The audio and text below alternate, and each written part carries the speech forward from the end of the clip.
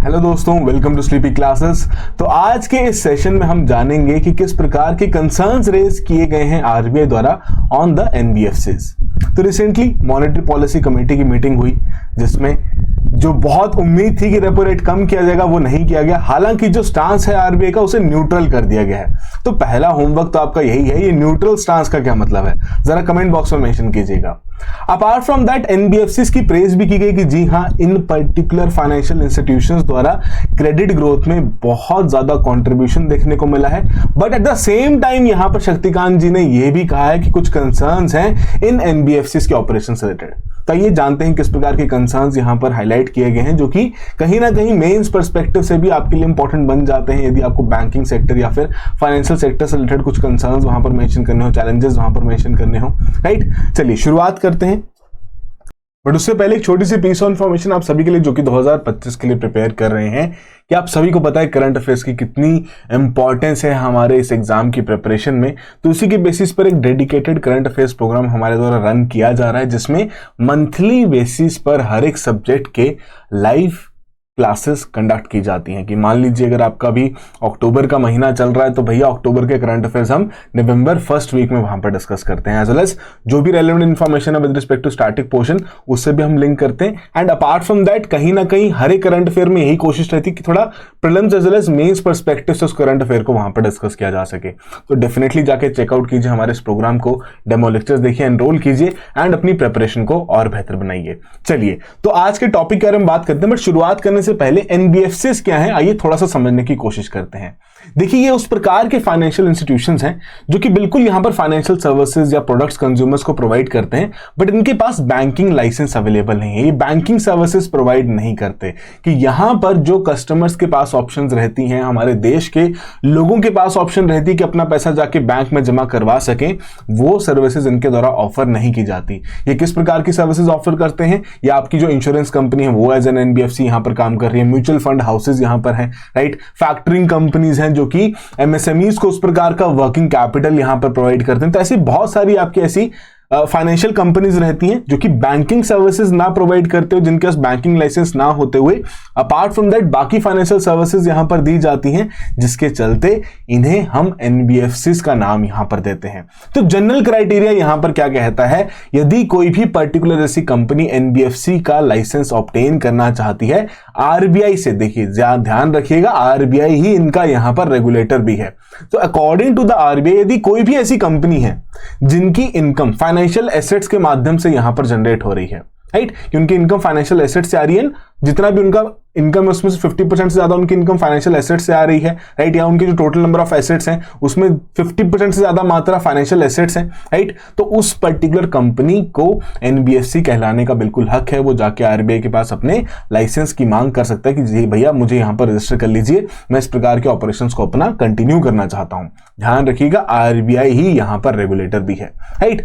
तो सिंस एक बेसिक सा जो डिफरेंशिएशन है between these particular financial companies as well as जो आपकी बैंक्स रहते हैं, वो यही है कि भैया इनके द्वारा उस प्रकार के लोगों के डिपॉजिट्स एक्सेप्ट नहीं किए जाते। अब इसमें एक डाउट आएगा आपके मन में कि कुछ ऐसे एनबीएफसीज होते हैं जो कि डिपॉजिट्स भी एक्सेप्ट करते हैं, राइट, बट वो जो डिपॉजिट्स जनरली रहते हैं वो आपके फिक्स्ड डिपॉजिट, टाइम डिपॉजिट जिन्हें हम कहते हैं, वो वहां पर एक्सेप्ट किए जाते हैं, जिन्हें हम कहते हैं एनबीएफसीज डिपॉजिट टेकिंग वाले जो रहती हैं, राइट। चलिए तो भैया देखिए, एक तरीके से ये जो एनबीएफसीज हैं जिनकी कैटेगरीज हमने यहां पर देखी, एग्जांपल्स देखे, इंश्योरेंस कंपनीज होगी, पेंशन फंड्स होंगे, इन्हीं में एक इंपॉर्टेंट कैटेगरी आती है माइक्रो फाइनेंस इंस्टीट्यूशंस। अब ये बहुत अहम रोल यहां पर प्ले करनी है, किस बेसिस पर, कि जो क्रेडिट की अवेलेबिलिटी हम चाहते हैं हमारे देश के हर एक सिटीजन के लिए हो सके, राइट, कि हर एक सिटीजन को यहां पर उधार मिल सके, तो भैया वो क्रेडिट बेसिकली ऐसी माइक्रो फाइनेंस इंस्टीट्यूशंस द्वारा प्रोवाइड किया जाता है, अगेन जो कि एज एन एनबीएफसी यहां पर काम करते हैं, राइट। तो इसी बेसिस पर जो रिसेंट मीटिंग हुई थी एमपीसी की, उसमें आरबीआई ने यही पॉइंट यहां पर रखा था कि माइक्रो फाइनेंस इंस्टीट्यूशंस अच्छा काम यहां पर कर रही हैं। उस प्रकार से जो क्रेडिट की अवेलेबिलिटी बढ़नी चाहिए हमारे देश में, खासकर जो अंडर सर्व्ड कैटेगरीज है हमारे देश की, उसमें एनबीएफसीज एक इंपॉर्टेंट रोल प्ले कर रही है। कि जहां पर ट्रेडिशनल बैंकिंग्स कि जो मॉडल्स हैं या ट्रेडिशनल बैंकिंग जो सॉल्यूशंस हैं वो नहीं पहुंच पा रहे, वहां पर एनबीएफसीज अपनी रीच बढ़ा रहे हैं, खासकर जो आपका अनसिक्योर्ड लोन की कैटेगरी है। अब यहां पर एक सवाल आता है कि यार अनसिक्योर्ड लोन कैसा रहता है। देखिए, आप कभी भी किसी बैंक के पास जाएंगे, अगर आपको कोई भी लोन यहां पर ऑब्टेन करना होगा तो बैंक जरूरत बिल्कुल रहेगी उनकी कि वो कोलैटरल की डिमांड यहां पर क्रिएट करेंगे कि भैया आप हमारे पास क्या ऐसी चीज गिरवी रख रहे हैं जिसके बेसिस पर हम आपको लोन यहां पर ऑफर करें। तो इस प्रकार की जब लेंडिंग किसी फाइनेंशियल इंस्टीट्यूशन द्वारा की जाती है उसे हम कहते हैं सिक्योर्ड लेंडिंग, राइट। बट वहीं जब बिना किसी कोलैटरल की डिमांड रखते हुए कोई फाइनेंशियल इंस्टीट्यूशन किसी को लोन एक्सटेंड करता है उसे हम कहते हैं अनसिक्योर्ड लेंडिंग। तो ऐसी जो माइक्रो फाइनेंस इंस्टीट्यूशंस हैं वो बहुत इंपॉर्टेंट रोल प्ले कर रही हैं अनसिक्योर्ड लेंडिंग की ग्रोथ में, जो कि हमारे देश में देखने को मिल रही है, राइट। तो इसी बेसिस पर कुछ कंसर्न्स भी यहां पर रेस किए गए। बट ओवरऑल जो एनबीएफसीज के ऑपरेशंस हैं, again I will repeat, RBI इनका रेगुलेटर है, तो इनके ऑपरेशंस को और बेहतर बनाने के लिए कुछ साल पहले ही स्केल बेस्ड रेगुलेशंस फ्रेमवर्क यहां पर क्रिएट किया गया आरबीआई द्वारा।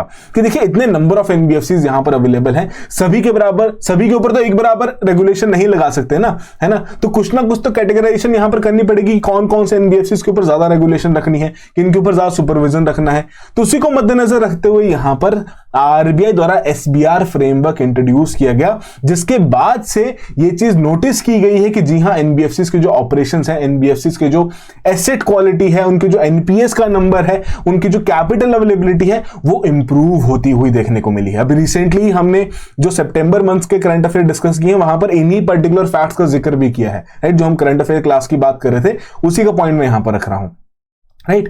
नाउ द पॉइंट बीइंग कि पर्टिकुलर एसबीआर फ्रेमवर्क क्या है। तो बेसिकली इसमें क्या किया गया, 4 डिफरेंट लेयर्स बना दी गई और उन 4 डिफरेंट लेयर्स में बोला गया कि डिफरेंट एनबीएफसीज को बेसिकली उन लेयर्स में रखा जाएगा एंड जैसे जैसे हम लेयर में ऊपर बढ़ते जाएंगे वैसे वैसे जो रेगुलेशन की इंटेंसिटी है वो और बढ़ती हुई देखने को मिलेगी। मतलब जो टॉप लेयर में रहेगा, जाहिर सी बात है भैया, उसके ऊपर आरबीआई पूरी कड़ी निगरानी रखेगा कि भैया किस प्रकार के ऑपरेशंस इनके द्वारा यहां पर कंडक्ट किए जा रहे हैं। तो इसको थोड़ा सा क्विकली डिस्कस कर लेते हैं। तो यहां पर जो सबसे बेस लेयर है, एनबीएफसी बेस लेयर, इसमें कौन से आपके ऐसे एनबीएफसीज आएंगे, ये वो एनबीएफसीज हैं जो कि नॉन डिपॉजिट टेकिंग है एंड जिनका एसेट साइज 1000 करोड़ से कम का है। मतलब जिनके द्वारा जो एसेट्स वहां पर जनरेट किए गए, इन्वेस्टमेंट्स की गई हैं, लोन्स दी गई हैं, वो 1000 करोड़ से कम की गई हैं। इन्हें बेस लेयर में रखा जा रहा है कि चलो इनके ऊपर रेगुलेशंस रहेंगी जो कि, और इसमें बहुत सारी एनबीएफसीज आपकी देखने को मिलती हैं। वहीं हम देखते हैं कि मिडिल लेयर में अब अगेन थोड़ा सा रेगुलेशन की इंटेंसिटी बढ़ जाएगी। अब इसमें कौन सी आपके एनबीएफसीज हैं, पहली कैटेगरी जो कि आपके डिपॉजिट्स एक्सेप्ट करती हैं, राइट। जो डिपॉजिट्स, जो टाइम डिपॉजिट्स यहां पर एक्सेप्ट करते हैं उन एनबीएफसीज को इसमें इंक्लूड किया गया है। अब उसमें कोई एसेट का थ्रेशोल्ड नहीं है, जो भी डिपॉजिट टेकिंग एनबीएफसी रहेगी भैया उसको मिडिल लेयर में यहां पर रखा जाएगा। अपार्ट फ्रॉम दैट बाकी जितनी भी एनबीएफसीज हैं जिनका एसेट साइज 1000 करोड़ से ज्यादा का है उन्हें भी मिडिल लेयर में रखा जाएगा, राइट। अब यहां पर एक और लेयर ऐड की गई, अपर लेयर। अब अपर लेयर बेसिकली क्या कहती है, अपर लेयर ये कहती है कि भैया हम आरबीआई द्वारा बेसिकली ये किया जाएगा किस प्रकार के इंपॉर्टेंट एनबीएफसीज आइडेंटिफाई किए जाएंगे। रिसेंटली एक लिस्ट भी रिलीज की गई थी उन इंपॉर्टेंट एनबीएफसीज की। यदि आपको किसी भी ऐसे एनबीएफसी का नाम याद है तो जरूर कमेंट बॉक्स में मेंशन किया जाएगा। अराउंड 12 to 15 एनबीएफसीज की लिस्ट यहां पर निकाली गई थी और उन्हें डाला गया था अपर लेयर में कि जी हां, ये particular NBFCs RBI as well as हमारे पूरे फाइनेंशियल सिस्टम के लिए बहुत क्रूशियल है। तो इनके ऊपर आरबीआई अगेन थोड़ा अपनी रेगुलेशन की जो इंटेंसिटी है उसे इंक्रीज यहां पर करेगा और इसमें कुछ एनबीएफसीज आपके रखे जाएंगे। बट अगेन इसमें कोई भी ऐसा थ्रेशोल्ड का क्राइटेरिया नहीं है, आरबीआई खुद इन्हें पिक एंड चूज करेगा और उन्हें इस पर्टिकुलर लेयर में यहां पर रख देगा।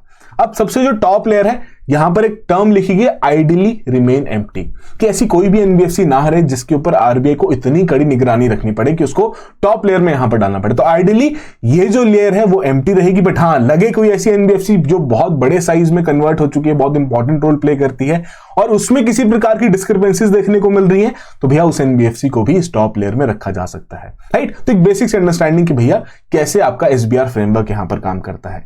चलिए, तो क्या कंसर्न्स यहां पर रेज किए गए हैं आरबीआई द्वारा एनबीएफसीज के ऑपरेशंस पर, एनबीएफसीज के जिस प्रकार के काम यहां पर किए जा रहे हैं, ये पाया गया कि बहुत हाई इंटरेस्ट रेट चार्ज किए जा रहे हैं, राइट। कि जब एनबीएफसीज इस प्रकार के लोन्स प्रोवाइड कर रही हैं, खासकर जो अनसिक्योर्ड लोन्स हैं, क्योंकि पर्सनल लोन्स की कैटेगरी में एनबीएफसीज की जो क्रेडिट ग्रोथ है वो काफी ज्यादा देखने को मिल रही है, बट उसमें यह भी पाया गया कि हाई इंटरेस्ट रेट्स भी वहां पर इनके द्वारा चार्ज किए जा रहे हैं। एंड जो प्रोसेसिंग फीस रहती है, आपने देखा होगा कि भैया आप अगर क्रेडिट कार्ड के माध्यम से पेमेंट करें, नो कॉस्ट ईएमआई भी रहे, तो उस केस में आपसे प्रोसेसिंग फीस वहां पर चार्ज की जाती है, राइट। तो वो प्रोसेसिंग फीस का अमाउंट भी यहां पर काफी ज्यादा देखने को मिल रहा है। अब इसका कारण क्या है कि भैया एनबीएफसीज को थोड़ा अपनी प्रॉफिटेबिलिटी बेटर करनी है, बट अगेन सिटीजंस को फिर यहां पर नुकसान हो रहा है, जितने भी बोरोवर्स हैं उनको यहां पर नुकसान हो रहा है। अपार्ट फ्रॉम दैट, यदि उन पर्टिकुलर बोरोवर्स द्वारा टाइमली रिपेमेंट्स नहीं की जा रही तो उस केस में बहुत ज्यादा पेनल्टीज यहां पर इंपोज की जा रही है ताकि अपने प्रॉफिट्स यहां पर बढ़ाए जा सके। हालांकि उनकी वजह से आपके एनपीएस का नंबर भी यहां पर बढ़ रहा है, ऐसा नहीं कि एनपीएस का नंबर नहीं बढ़ रहा, बट वो भी एक कंसर्न यहां पर देखने को मिल रहा है, राइट। अपार्ट फ्रॉम दैट, वो कंसर्न भी अभी हम डिस्कस करेंगे, बट अपार्ट फ्रॉम दैट एक सबसे इंपॉर्टेंट कंसर्न जो यहां पर हाईलाइट किया गया है वो है एम्प्लॉइज के इंसेंटिव्स, कि जो एनबीएफसीज में काम करने वाले लोग हैं उनकी जो रेम्यूनरेशन है वो इंसेंटिव के साथ लिंक की गई है कि भैया आपके द्वारा कितने लोन्स यहां पर दिए जाएंगे उसके बेसिस पर आपको यहां पर कॉम्पनसेशन, आपको रेम्यूनरेशन विद इंसेंटिव्स प्रोवाइड की जाएगी, जिसकी वजह से उनके द्वारा यहां पर अनडिस्क्रिमिनेटरी लेंडिंग की जा रही है। अब आप कहेंगे कि सर डिस्क्रिमिनेटरी लेंडिंग होनी चाहिए क्या? जी हां, बिल्कुल होनी चाहिए। जिस व्यक्ति के अंदर क्रेडिट वर्दीनेस है कि वो अपना लोन जो किसी फाइनेंशियल इंस्टीट्यूशन से ले रहा है उसको वापस कर सके, उसी को लोन देना चाहिए ना। जिसका पता है कि भैया क्रेडिट स्कोर बहुत खराब है, ऑलरेडी डिफॉल्ट कर चुका है, उसे लोन ना प्रोवाइड यहां पर किया जाए, है कि नहीं। तो डिस्क्रिमिनेटरी लेंडिंग भी एक पॉइंट ऑफ उस तरीके से कि जितने लोन जनरेट किए जा रहे हैं उनकी क्वालिटी अच्छी हो, उस पॉइंट ऑफ व्यू से यहां पर इंपॉर्टेंट है। बट सिंस ऐसे जो एम्प्लॉइज काम कर रहे हैं एनबीएफसीज में, उनके जो रेम्यूनरेशन वो लिंक्ड हैं, कितने वो लोन्स यहां पर जनरेट कर रहे हैं, कितने टारगेट्स यहां पर पूरे कर रहे हैं with respect to customer acquisition, जिसकी वजह से यहां पर आपकी सब प्राइम लेंडिंग जैसे इश्यूज देखने को मिल रहे हैं, राइट। लोन रोल ओवर की प्रैक्टिसेस की, भैया पुराना लोन है एनपीए में कन्वर्ट हो रहा है, उसको नया लोन ग्रांट कर दिया जाए, राइट। अपार्ट फ्रॉम दैट ऐसे जो लोन्स ग्रांट किए गए उनमें इररेगुलरिटीज बहुत ज्यादा देखने को मिल रही हैं। और ये सिर्फ और सिर्फ कारण इसका क्या बताया जा रहा है कि जी हां, एम्प्लॉइज को अपने इंसेंटिव्स पूरे करने हैं तो उस तरीके से उनके द्वारा ऐसे ऑपरेशंस कंडक्ट किए जा रहे हैं। तो इसी बेसिस पर आरबीआई ने कहा कि भैया ये जो पर्टिकुलर एम्प्लॉय इंसेंटिव स्कीम यहां पर एनबीएफसी द्वारा रखी गई है, इसको थोड़ा सा रिवाइज करना पड़ेगा एंड ये इंश्योर करना पड़ेगा कि ठीक है एनबीएफसी अच्छा काम कर रही हैं, क्रेडिट ग्रोथ में कॉम्प्लीमेंट कर रही हैं, बट वो जो ग्रोथ है वो अनसस्टेनेबल ना हो।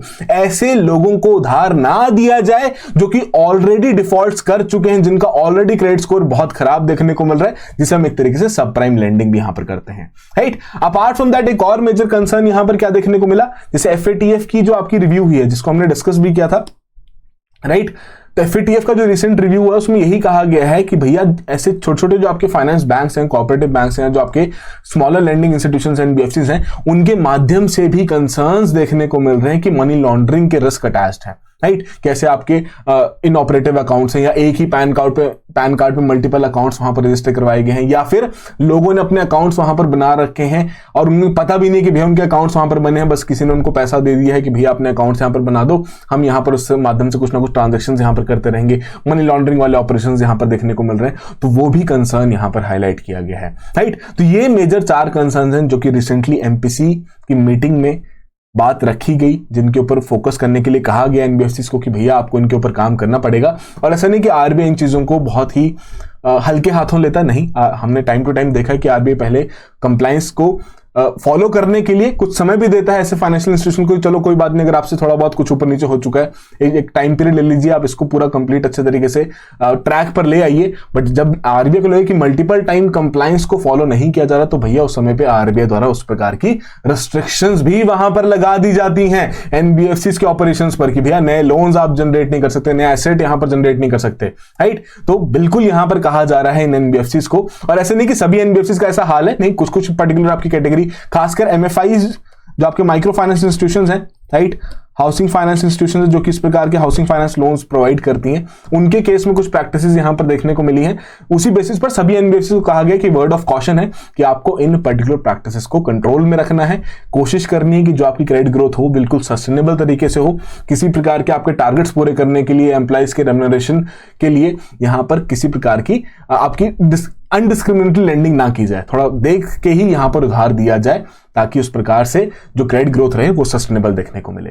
तो ये थे मेजर पॉइंट्स हमारे आज के सेशन के। अगेन दीज पर्टिकुलर पॉइंट्स आपके मेंस में इंपॉर्टेंट रोल प्ले कर सकते हैं उस प्रकार से, जहां पर आपको फाइनेंशियल सेक्टर से रिलेटेड कुछ कंसर्न्स अगर हाईलाइट करने हैं, चैलेंजेस मेंशन करने हैं, तो जी हाँ, इन पॉइंट्स को भी आप वहां पर डाल सकते हैं, राइट। चलिए, तो आई होप पूरी कहानी यहां पर समझ में आ गई हो।